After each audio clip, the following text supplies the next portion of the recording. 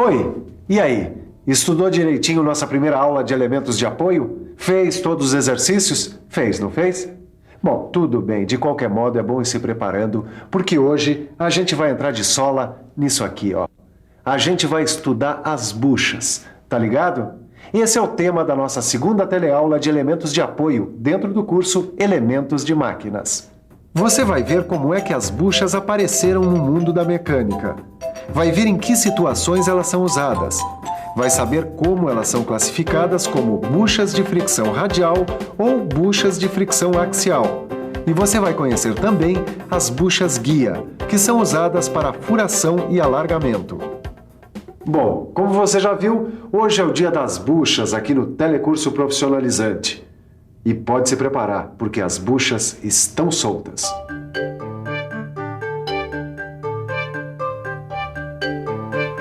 Não, não e não. Você ainda não me convenceu, Edgar. Por que essa bucha e não uma outra? Neus, eu acho que você ainda não está entendendo. Essa bucha pode ajudar mais no desempenho do nosso kart. Não, pode ser que seja isso mesmo. Mas só que você ainda não me provou, entende? Então vamos fazer o seguinte, vamos estudar esse assunto desde o início, desde a origem das primeiras buchas. Aí você vai dizer se concorda ou não com o meu ponto de vista. Você topa? Se eu topo, é claro que eu topo. Você sabe que eu adoro estudar. Aliás, eu gosto mais ainda quando a gente estuda a história. Quando a gente conhece as origens do assunto que a gente está pesquisando. E o assunto que a gente está pesquisando hoje é a bucha. Mas para a gente ficar por dentro da origem da bucha, primeiro a gente tem que ficar por dentro da origem da roda. E você está por dentro desse assunto? Não se sabe quem inventou a roda, mas sabe-se que os povos da Mesopotâmia, há mais de 3.000 anos atrás, já usavam carros. Esses carros eram puxados por burros e tinham 2 rodas. Mais tarde, alguém teve a ideia de apoiar essas 2 rodas num eixo. E foi aí que apareceu um bom motivo para se inventar a bucha, o atrito. O movimento rotativo entre as rodas e o eixo causava muito atrito. E esse atrito desgastava muito as rodas e o eixo. Como antigamente o eixo era feito de madeira, essa troca era muito fácil de fazer quando as rodas e o eixo estavam gastos. Depois, quando esse eixo começou a ser feito de metal, essa troca começou a ficar muito cara e trabalhosa. Então, para evitar que o atrito corroesse as rodas e os eixos dos carros, alguém teve a boa ideia de colocar um anel de metal entre um e outro. Um anel de metal como este aqui, que fosse fácil de trocar e que não custasse caro. Uma peça que resolvesse o problema de uma maneira simples e barata. E essa peça aqui é justamente o que nós chamamos de bucha. Bucha. Olha uma aqui. Ela aparece no mecanismo de um monte de aparelhos e instrumentos que a gente usa todo dia. Como nesse liquidificador aqui, ó. E aparece das mais variadas maneiras. As buchas são elementos de máquinas de forma cilíndrica ou cônica. Elas servem para apoiar eixos, como você já sabe, mas elas também servem para guiar brocas e alargadores. Normalmente, as buchas são fabricadas em metal ou material plástico. Para que você comece a diferenciar uma bucha da outra, vamos dar uma olhada na sua classificação. A classificação das buchas pode ser feita pelo tipo de solicitação que a gente faz a elas. Por exemplo, quando a gente submete a bucha a um esforço radial, a gente usa uma bucha de fricção radial. Quando a gente submete uma bucha a um esforço axial, a gente usa uma bucha de fricção axial. E quando a gente submete a bucha a um esforço nos 2 sentidos, a gente usa uma bucha cônica, essa que você confere aí. Vamos dar uma conferida agora com mais profundidade em cada um desses tipos de buchas, começando com a bucha de fricção radial. Essa aqui, ó. Essa o quê, Neuza? Essa bucha, olha aqui. Uma bucha de fricção radial. É ou não é uma boa pro nosso kart, Edgar? Deixa eu ver.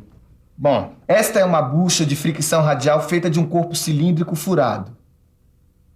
Por aqui, ó, por esse furo, é que entram os lubrificantes. É o tipo mais comum de bucha radial que existe.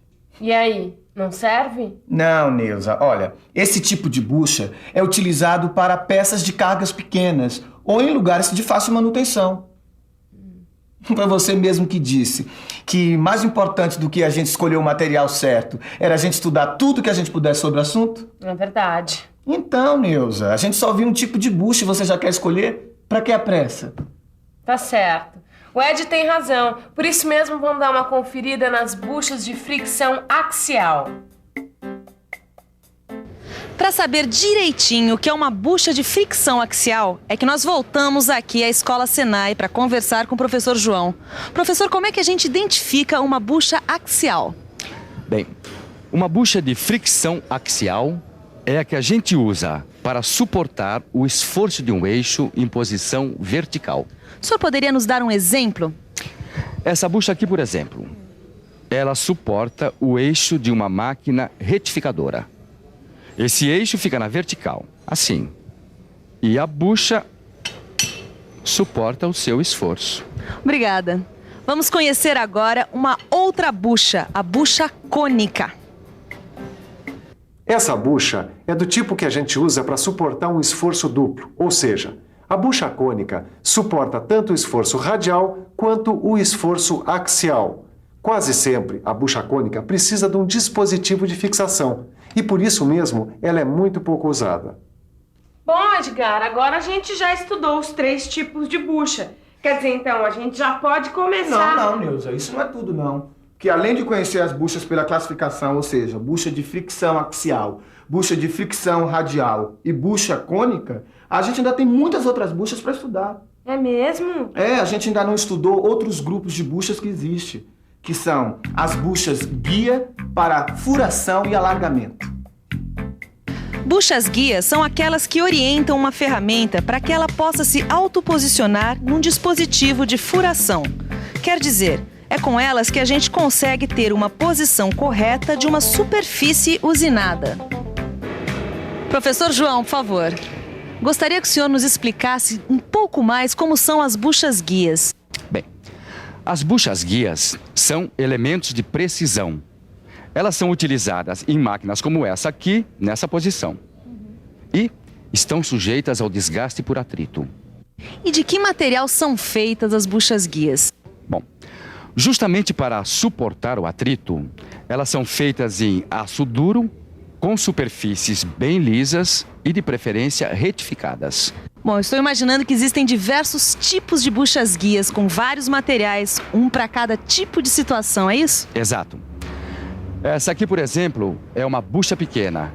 Ela é feita em aço carbono temperado ou nitretado. Agora, é interessante notar que a distância entre a bucha guia e o produto se baseia em 2 parâmetros. E quais são esses 2 parâmetros? Vamos lá. Quando o cavaco deve passar pelo interior da bucha guia, a distância será de 0,2 milímetros. Agora, quando o cavaco deve sair por baixo da bucha guia, a distância será igual ou maior do que 0,5 multiplicado pelo diâmetro do furo da bucha. Professor, qual a principal finalidade da bucha guia? É a de manter um eixo comum entre ela e o furo.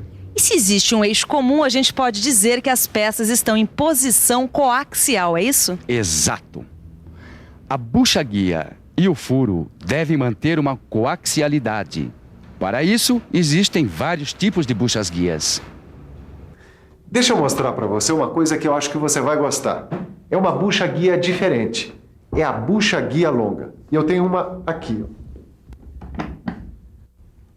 A bucha guia longa é usada quando a distância entre o produto e a base de sustentação da bucha for grande. E ela deve ter as seguintes características. O ajuste se dá com a diferença entre o H7 e o N6. A distância que você vê aí, indicada pela letra E, deve ter a saída por baixo do cavaco. A bucha deve ter a borda para a limitação da descida. O diâmetro, o D minúsculo, será conforme a ferramenta rotativa. E o diâmetro maior, o D maiúsculo, deve ser maior que a ferramenta rotativa. Agora preste atenção. Quando 2 furos estão muito próximos um do outro, a gente usa buchas guia com borda e travamento entre si. Ou usa uma bucha guia com diâmetro que comporte os 2 furos e travamento lateral pelo parafuso. Agora, se for necessário trocar a bucha-guia durante a usinagem, como é que a gente faz? Aí preste atenção. Nesse caso, a gente usa a bucha-guia do tipo removível com ajuste H7J6, com cabeça recartilhada e travamento lateral por parafuso de fenda. Existe ainda um montão, uma variedade enorme de buchas-guia, inclusive buchas-guia tecnologicamente muito sofisticadas, que servem para 3 usos diferentes. Aí é você quem vai escolher. De acordo com o projeto de dispositivos, é que a gente define o tipo de bucha-guia que vai precisar. Concorda? E aí, Neuza, concorda comigo que pra gente escolher bem uma bucha tem que ter isso bem claro? Ah, eu nunca pensei que eu fosse aprender tanta coisa quando eu só queria descobrir uma bucha legal pro nosso kart. Bom, agora você tem condição de saber isso e muito mais, né? Porque você parou, pensou, estudou. E você também só tem a ganhar se estudar direitinho tudo que aprendeu na nossa teleaula de hoje. E um bom começo pra isso é pegar seu livro, ler a lição e fazer todos os exercícios. Além disso, você vai se preparando para a nossa próxima teleaula. Onde a gente vai estar estudando mais um elemento de apoio. Bom, por enquanto vamos ficando com a revisão. Tchau, Edgar. Tchau, Neuza. E atenção, se liga aí que é hora da revisão. Na teleaula de hoje, a gente estudou um elemento de apoio chamado bucha. A gente viu que existem buchas de fricção radial, de fricção axial, buchas cônicas e as buchas guias. Meu chapa, agora é com você. Vai ficando esperto aí que na próxima teleaula tem mais. E você já sabe, né? Para quem estuda, tudo é mais fácil. Para quem não estuda, a coisa é bem mais difícil. E a escolha é sua. Bons estudos e até a próxima.